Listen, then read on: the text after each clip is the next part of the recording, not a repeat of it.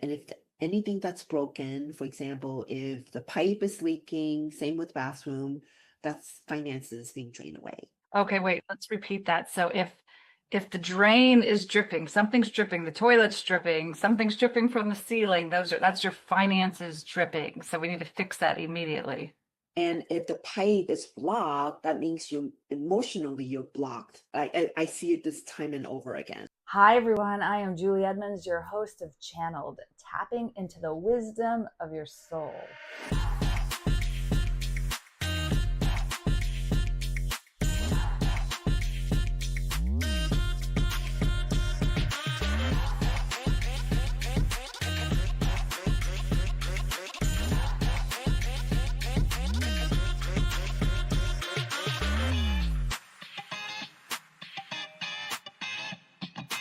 Hi, everyone. Welcome back to Channeled, tapping into the wisdom of your soul. And today we have an amazing guest that I'm super excited about, the lovely Suo Lien. She is the owner of Impact Design.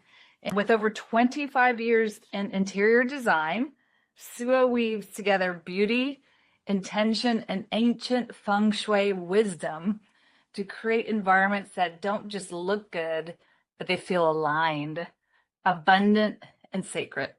And her mission is simple yet profound, to spread the beauty of interior design and the wisdom of Feng Shui to elevate your everyday experience. Welcome, Suo. How are you? Great. Thank you, Julie. It's such an honor to be here. Oh, I am so honored to have you. And this is going to be a lovely conversation. So let's go. Let's just dive right in. Yes. So, first of all, before we start, can you just tell the world what the heck is feng shui? What does it mean? Where does it come from? And how did you, what's your journey within? It's really to tap into the energy of your space so that we're in alignment with the universal energy and we can thrive in our environment. And this is an ancient practice. Yes, it's been around and it combines science, physics, mathematics. It's an art and a philosophy. Well, it was so lovely when I met you, I believe, I don't know, 2 years ago. And I decided to feng shui my house and everything changed. So we'll get into that. We'll talk about that later. But I'd love to hear your journey. Like, how did you get into feng shui? Yeah, so I was born in Taiwan, and in my lineage, on my mom's side, we have two feng shui masters. So it's been in the upbringing, it's in the culture, it's in my blood and in my heritage. And I've also I did a Akashic record and I asked them like, I've done this work before. And the answer I got was hundreds of lifetimes. I've carried those, forward.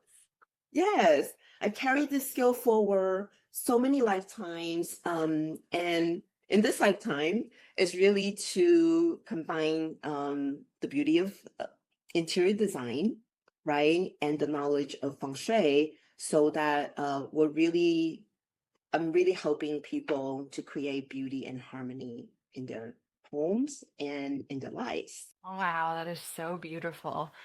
So let's start from, I remember what I asked you. Can you help me? Of course, we said yes. You asked me to take a picture of every single corner of my house, along with the front door. There's words for all of this. I know you have like, words behind each one, but I had to go all the way across the yard, across the street to take a whole picture of my front yard, my backyard. You wanted the land survey to see where the front door was facing, what direction. So let's start with directions. Tell us a little bit about what do the directions mean? Obviously, north, south, east, west, and then all the other sub directions. There's so many layers to feng shui. Obviously, there's been a lot of different schools of feng shui. And so think of it sort of in layers, right? So when I asked you to take photos and images of videos of the home and the surroundings, is I'm going to look at the form feng shui. So everything from Feng Shui is about the natural environment and its impact on the built environment and impact on us. And Feng Shui really is a study that looks at the energy that is captured in time and in space. So in time is the exact degrees that the home faces. And in time is when the home is built and when the roof is put on and the energy is sealed in that home, right? So that's why Feng Shui is very precise. So tell me about, I just pulled up my feng shui report that you gave, and it was so detailed, and it went down to my birthdays, everyone that lived in our house, where our sleeping positions were, where the best direction is for my desk for success, what's the best direction for love, what's the best direction for abundance and health and family. And there's all these different stations, if you will, in my house where you said add red here, do not have red there, add, some certain flowers in this direction, moving water, moving parts. So let's start with like the colors and love. A lot of people ask, like, I want love in my life. What's one thing that someone could do listening today to move some things around their house to create more love in their life? So one thing you did really well was declutter. That is the first thing I tell people. Declutter is basically confusing energy. And when there's clutter, energy cannot flow. So I remember you telling me that there were stuff in your closet, even from past relationships, right? Like we just hang on to things that are really holding us back, right? So that's for one. If people have held on to love letters or items from past relationship and they still hold a charge, an emotional charge, they are holding you back from going into a new relationship. So what do you do? What do you do with that? Like maybe you have an old piece of jewelry from an old boyfriend or love interest that, you've moved on, but you're still holding on to that piece of jewelry. What's some advice you could do with that? Yeah, so you could do a Marie Kondo, like give it gratitude and then release it, right? Either donate it or give it to someone who does not have an emotional charge to that. Or you could do some inner work, really. Like what is it that is still that you're still holding, right? You can do some cleansing of the energy. You could do saging, but a lot of it is really when you see that item, what does it bring up for you, Right. right? Well, what if it doesn't bring anything? What if it's just an expensive piece of jewelry and don't want to get rid of it? If you don't have any emotional charge, then it's okay to keep that, Got it. Got right? it. If you still love it and it doesn't bring up, oh, it was from this trip and it was given to me by whoever, so and so, then that's okay to keep. Great. Okay, so I want to give a real life example of when I started working with you. We were decluttering. I have an upstairs, downstairs. I have a really big house. I have 3 kids. I have a dog. I have 2 cats. We had boxes all over the place. I had old clothes. We had junk in a lot of the different places of the house, and some of the places were very organized. But when I was speaking to you, said you could have one beautiful section of your home that's just flowing, and then another side that's just cluttered, and everyone has those drawers, those corners, those tables where they're just piling stuff up. And you said no matter if the energy's flowing over here, all of a sudden it gets to this point and then it just gets blocked and you lose it. And so I started just decluttering my entire house. Now it took a minute because my house was big, but I felt an instant relief just walking to my house, like just opening the front door. The first thing I see are, either dirty shoes on the floor where all my kids dropped everything, or like this beautiful orchid that you recommended that I put.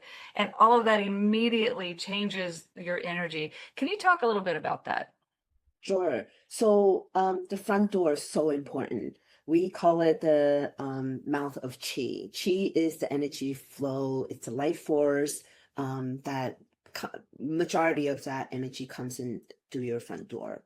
And so the front door, you want to have a beautiful piece of artwork or a beautiful object like an orchid, something that when you walk into that home brings smile and bring joy.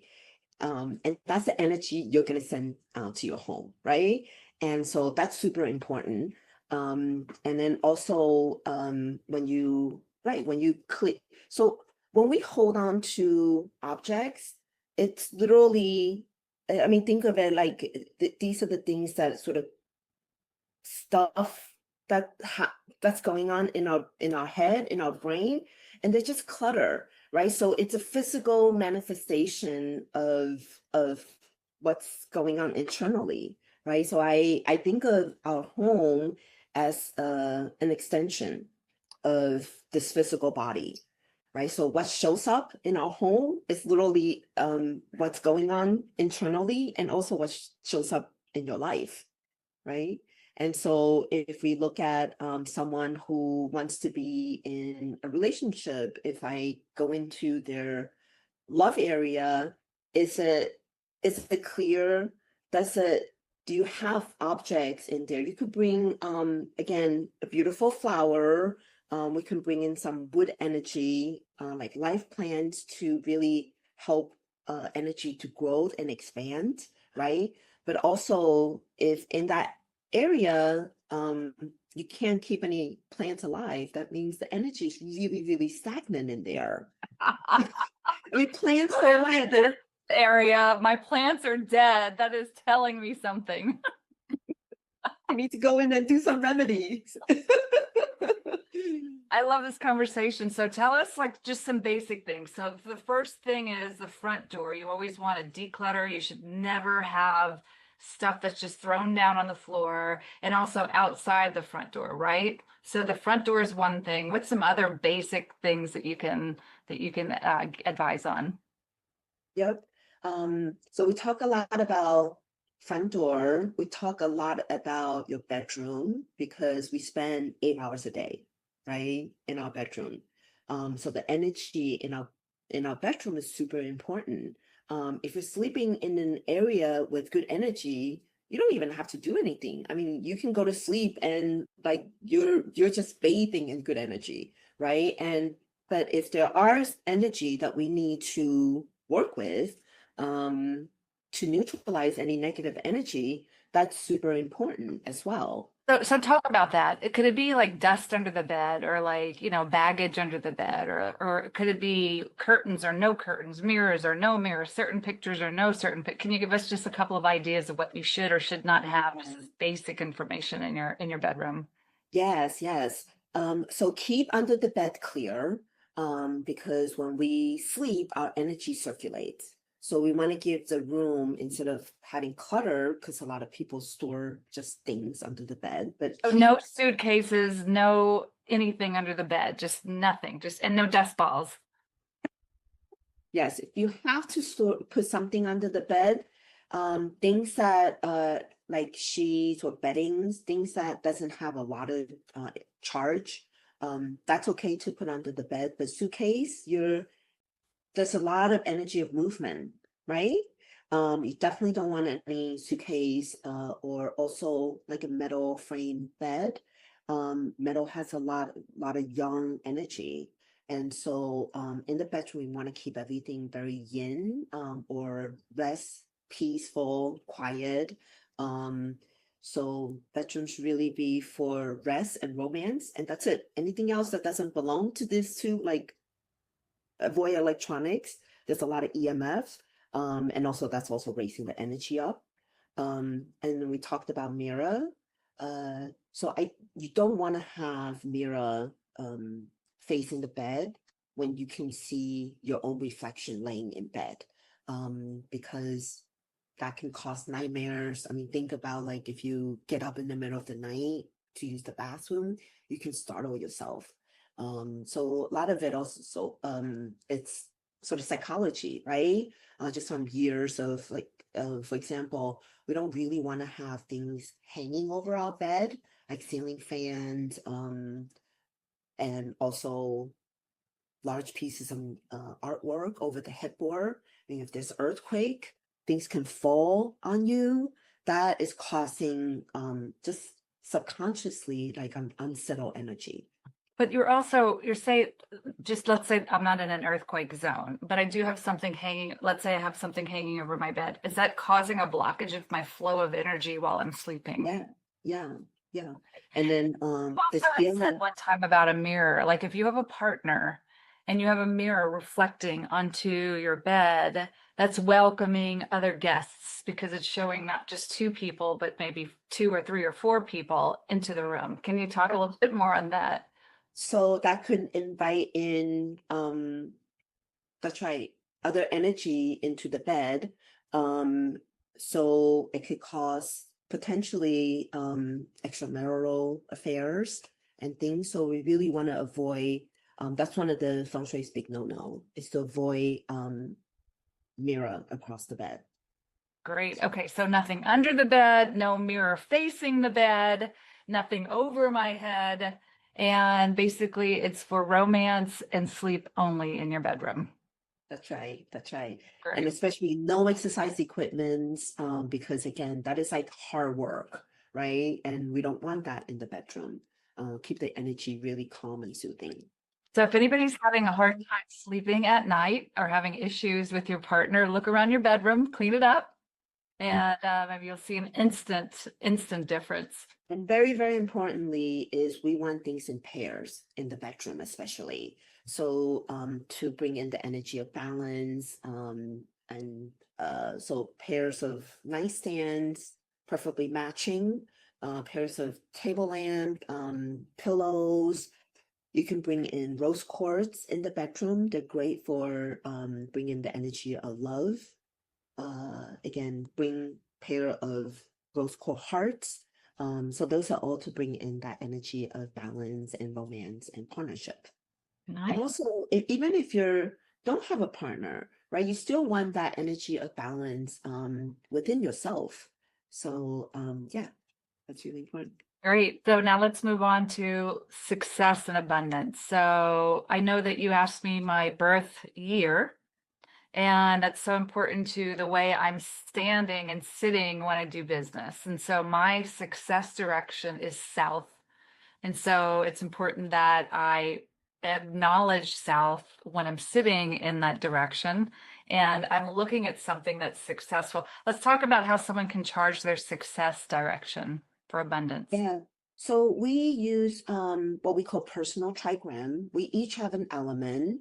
Our home has an element as well. And we use the personal trigram in Feng Shui to there are best directions to help us with prosperity and success. That's what we call the A direction. And so ideally you want either your front door to your home in that direction. So let's say someone's looking for to purchase a new home. That's actually the best time to start your feng shui journey, right? So I can help to just run some calculations to see where your best directions are. So when you're looking, set up criterias, right? Like a checklist. And so your A direction, you can use it, especially in the home office like you have, and I also work from home, is we want actually that direction behind us. So support us in life, right? And then we also want to set up the desk so that, I mean, most people have the desk set up against the wall, but you're actually blocking your perspective. Okay, so wait, hold on, let's say it again. Don't have your back against the wall. No, don't have your desk facing against the wall. Don't have your desk against the wall. Okay, I used to have that and I shifted mine so that I have a bookshelf in this direction with lovely things that I love to look at and the goals and all of the things that I'm achieving now in my future that are brought now that I've learned from you. And then I've put my directions in the back. I have like certain beautiful colors that you've asked me to add, certain elements to increase my abundance in my home office. Yeah, absolutely. So when we set up the desk, we want to have space in front. And in feng shui, that is called the phoenix, the red phoenix, so that it can spread its wing and fly. So it can see perspective, and you can actually see opportunities coming in. You can be creative. So that's all that space in front. And so instead of having the desk up against the wall where you just stifle, right? You're blocking your vision. So yes, having something in front of you, that wall in front of you is super important, right? We can set up our sort of our three-dimensional visioning board of what do we want to manifest in your career, in your life, and also in your desk area, or sometimes in the northwest corner. It's really great to bring a globe if you want your business to go global. We talked about, having a world map on in that area of your home. So I want to talk about something else that when I was decluttering my home, one of the things that I did, when you open my front door, you could go all the way straight through to my back door. And you said that's a no-no, right? There's a few no-nos. One was opening the front door, it's straight out to the back door because I'm opening the energy and it's going straight out. So you recommended to move my dining room table so that it would sort of block the energy and circulate it through. So do you want to talk a little bit about that? Yeah, that is there's a few sort of no-nos in Feng Shui, and that's one of them. When front door, back door alignment, basically the energy is coming into the front door and it just shoots right out the back door, so it's not staying in the home, right? We really want the energy to circulate in the home. So there are a couple different ways we can address most of the items, even if they're no-nos, we call it remedy or corrections to really help retain the energy. So we can add faceted crystal between the front door and the back door, because crystal really helps to retain the energy. And we can add rugs to slow down the energy. So you can add welcome mat at the front door and the back door. We can add plants to, again, it's lifting the energy up, because the plants are considered wood element, which has the energy of growth and expansion, and it's uplifting the energy. We can also add furniture between the two doors so that the energy is circulating around the furniture, so that it's not going straight out the door. And talking about that breakfast table you have, preferably we like round, in Feng Shui we like things, and that's how energy flows really. It's sort of in circular patterns. So let's talk about bathrooms. There are certain colors you said never ever use in a bathroom because you told me some things. Never use, I believe, blue in a bathroom because it felt beat by the energy. So bathroom it's considered water element because there's so much water in the bathroom.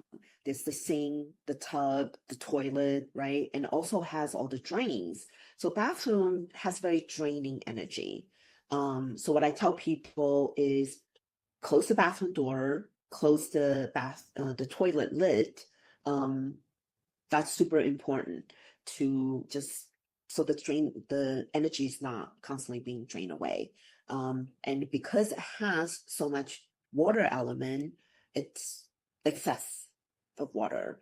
And so we want to ground that energy with wood element and earth element. So earth element could be anything like crystal, rocks, sand, even seashells are considered anything that's coming from earth. You can also add like rocks over the sink drain and the tub drain. You just have to make sure you clean the rocks regularly because they will get sort of dirty. I see that in spas a lot. Where you have like just a bunch of little rocks around the drains. But that really grounds the excess water energy. Oh, that's neat. And it's a beautiful look if you do it right. Yeah.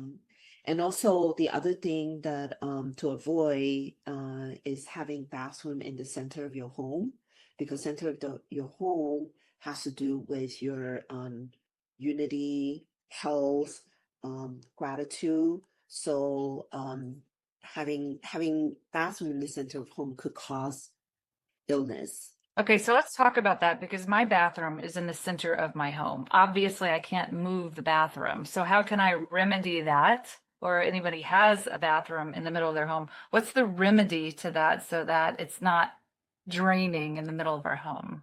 Yep. And then we just grounded the energy of your home with the earth element and the wood element, right? So It's that's that what. simple. That's it. You just ground it. Hmm. Yes. Yeah, exactly. Oh, I love this. I love this. Okay, so let's move into the kitchen. So let's talk about some no's and do's and don'ts for the kitchen. So big no-no is having knife exposed, because knife has really sharp energy. It's what's considered sa chi, which is translated as killing chi. And so, and again, like just if you think about seeing the sharp objects, um, you're very, very unsettled, right? So ideally, the knives are put in the drawer. They have proper space for them.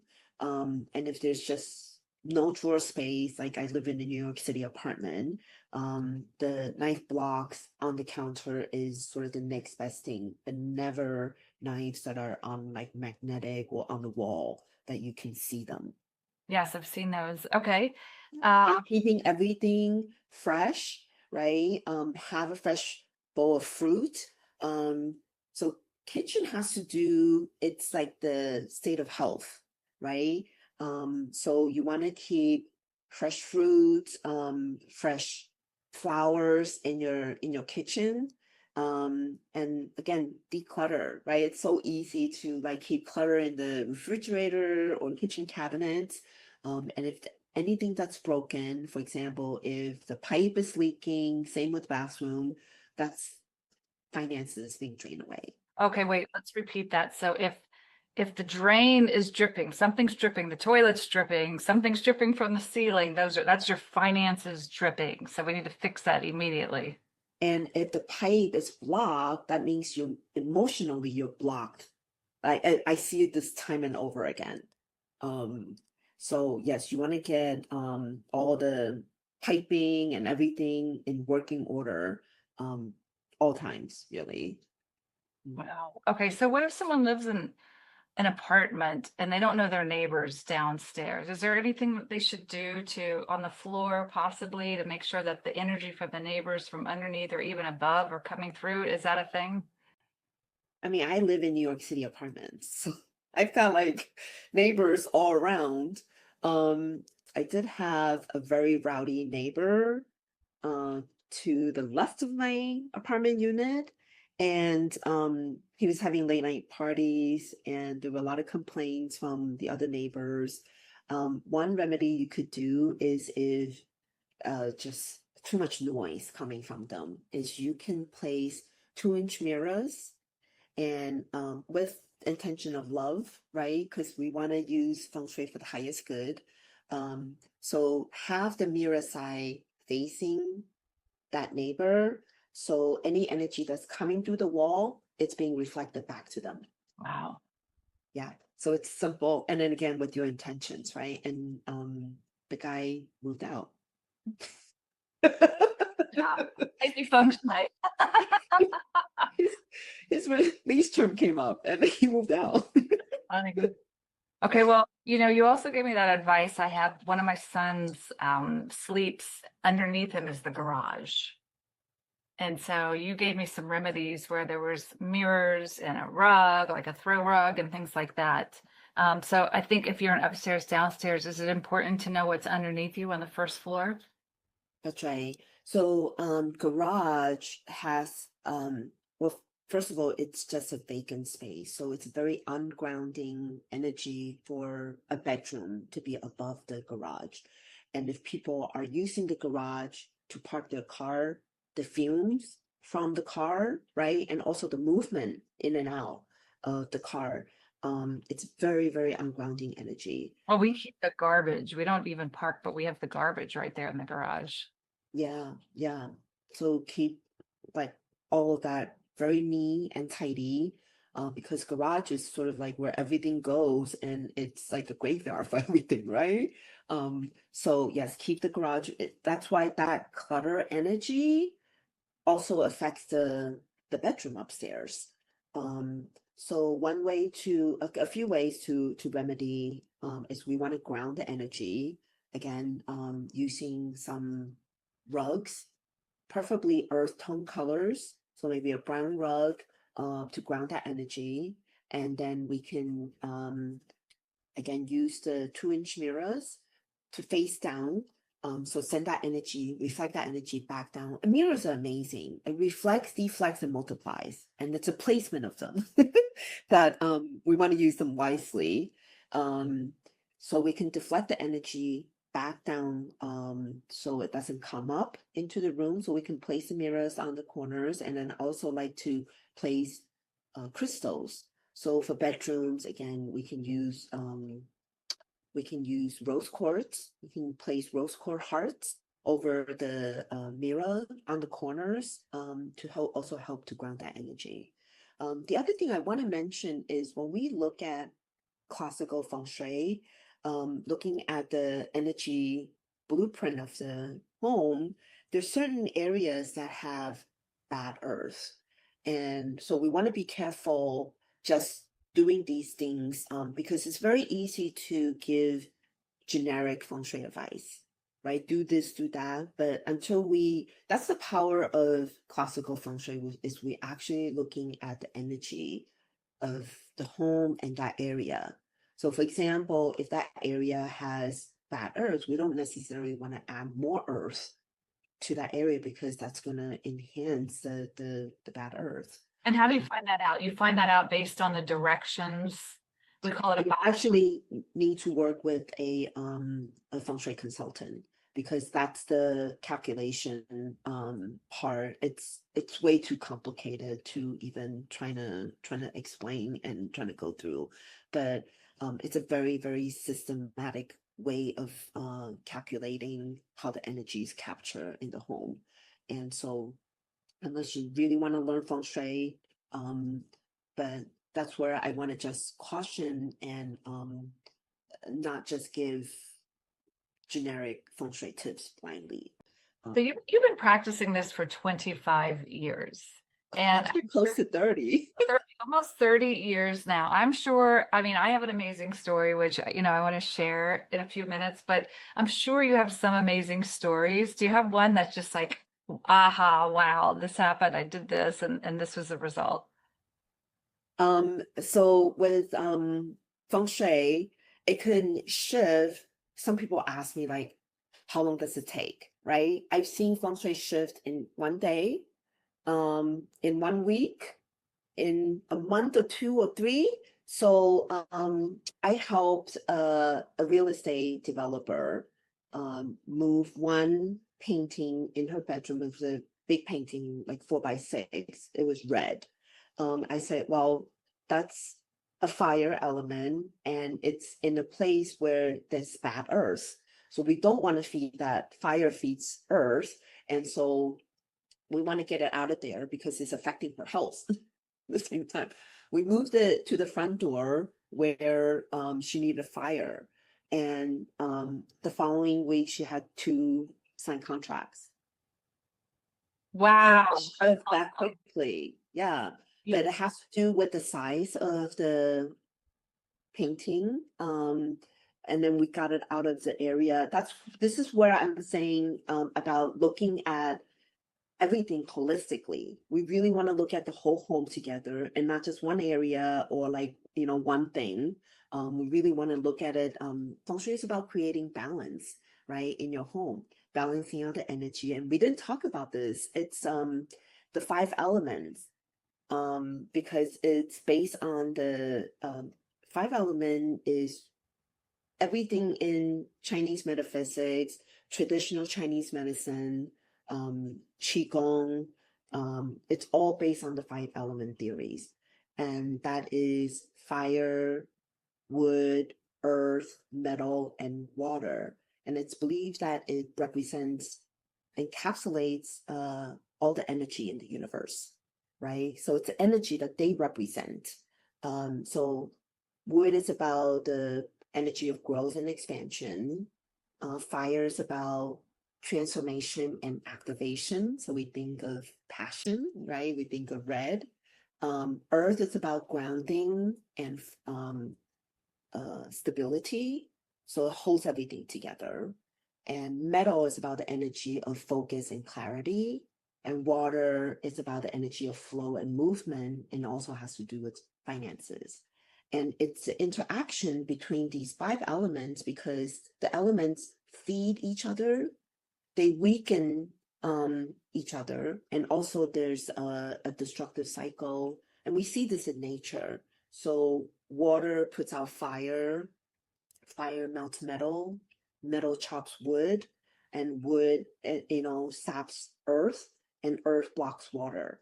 So again, it's about balancing these natural energies that's all around us, to really have harmony and peace in our home.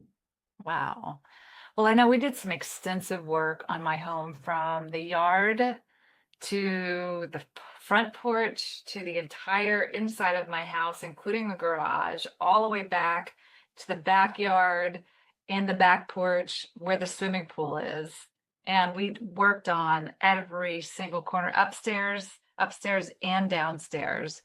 And I saw a considerable difference almost overnight. And my finances went up by 20%, like almost immediately. It was a lot. I saw the health of my children, like immediately. I moved some of their beds, the positions of where their heads were laying. Like, you told me, move it this way. This is a distraction. You need to move it this way, or whatever direction there was. I saw immediate, and just in my own joy, my own excitement of just coming home and being around. And I love projects. But here's where some really interesting things happened. Maybe I was coming home and I have this beautiful tree, to the left of my front yard. And there was this beautiful bird nest that just, suddenly, and I said, oh my God, I have a bird nest. And you're like, that's very auspicious. That's good. And then I walk outside, and right behind my swimming pool is a giant bird's nest where I walk my dog. Those two didn't exist before. You're like, that is such a good sign. The birds are talking to you. And then here's the weird part. I have They're attracted to good energy, really, right? Because they feel that peace and the calm and the sense of security, and that's why they're coming to make home in your home. Well, okay, well, it doesn't stop there. I had some bamboo lining against one of my backyards, and I've been decluttering everything. And this thing I didn't even think about, I hear and this bird is screaming for its life, and I'm like, what the heck is happening? And I go in the back, and there's this sheet of bamboo, sort of like a bamboo wall that I had up against the stucco, and behind it a baby bird had fallen, and I guess it wasn't too young, but the mama bird was screaming and screaming, and I pulled out the bamboo, and the only way I could pull the bamboo out was to remove the astroturf, because I have a little bit of astroturf on my porch. And so when I ripped up the astroturf, there was all of these vines that were just growing, that had been growing into the brick for I don't know how many years, because I don't remember the last time I even pulled that up. And I felt like, I was like, oh my God, these birds were telling me to clean the vines. And so I put a little seeds, and eventually the two little birds flew away, and I saved the bird. I was happy about that. But it was actually giving me a message. And so I ripped up all the astroturf, and I was able to clean up all of those vines. And then I, put everything back. And birds are always in my backyard now. We have falcons. We have I can't even think of the words now. I have every bird on the planet that comes and talks to us. It's like the bird sanctuary now. It's amazing. But you really took the Feng Shui advices and recommendations that I gave, and you run with it, right? You literally, what I'm just hearing is you really got down to the root of it. I tell people, if you do 100% of the remedy, you're going to get 100% result. And if you're going to do 40%, you're going to see 40% of the result, right? And again, it's our intentions going in, how much do you want to shift your life, right? Feng Shui can definitely help, but it starts here, right? Oh my God. So I recommend you to the world. So on this final note, and I could talk to you all day, and I'm sure that our listeners have a ton of questions. Where can we find you? Where, if someone's looking for you, they want to feng shui their house, or they just even have some questions for you, where can we find you? Yes, please. I have a website. It's called The Designed Impact. So THE designedimpact.com. You can find me on Instagram, same handle, Facebook, LinkedIn, Pinterest, and or you can send me an email. I'm at suo at thedesignedimpact.com, and I'd love to hear from you. Oh, wonderful, wonderful, Suo. This has been such a lovely conversation. Thank you so much. And we'll put all of our information in. And if you really love this channel and you want to hear more, make sure you subscribe and come back for more. Suo, thank you so much. And thank you. Have a lovely day. Oh, thank you, Julie. This has been such a pleasure. Thank you so much. You're absolutely